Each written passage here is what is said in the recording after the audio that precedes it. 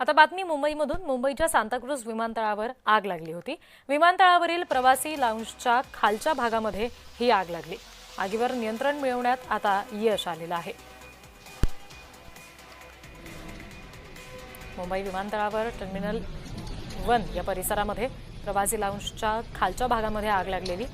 आता या आगीवर नियंत्रण मिळवण्यात यश आलेलं आहे।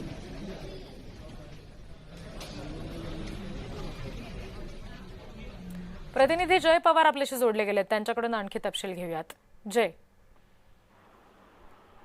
निश्चित रिद्धी आपण पाहायला गेलं तर छत्रपती शिवाजी महाराज आंतरराष्ट्रीय विमानतळावर खरं तर 6 वाजल्याच्या सुमारास टर्मिनल 1 वरती जी आहे ती आग लागल्याची घटना समोर आली होती आणि प्राथमिक माहितीनुसार शॉक सर्किटमुळे खरं तर ही संपूर्ण आग जी आहे ती लागल्याचं पाहायला मिळतं आणि यानंतर तातडीने त्या ठिकाणी अग्निशमन दलाच्या 11 गाड्या ज्या आहेत त्या ठिकाणी घटनास्थळी पोहोचल्या। त्यांनी जे आहे ते आग विझवण्याचं काम जे शर्तीचं सुरू केलं। त्यासोबतच त्या ठिकाणी मुंबई पोलीस सुद्धा दाखल झाली आणि आपण पाहिलं तर आग जी आहे ते ग्राउंड +3 अशा पद्धतीने खरं तर ती वरती ज्या ते येत गेल्याचं पाहायला मिळालं आणि लेव्हल 1 ची आग जी आहे ते संपूर्ण त्या ठिकाणी लागली होती। त्यांनी तब्बल 2 तास जे आहे ते त्या ठिकाणी आग विझवण्यासाठी जे आहे ते अग्निशमन दलाला लागल्याचं पाहायला मिळालं। खरं तर आग विझवण्यात जे आहे ते त्यांना यश आलं होतं, मात्र त्यानंतर जे आहे आगीचा धूर जो आहे तो धुरेचा लोड जो आहे तो त्या ठिकाणी मोठ्या प्रमाणावरती त्या ठिकाणी त्या आवारात होता। त्यामुळे एकूणच त्या ठिकाणच्या प्रवाशांमध्ये जे एकूणच भीतीचं वातावरण जे आहे ते झाल्याचं पाहायला मिळालं होतं।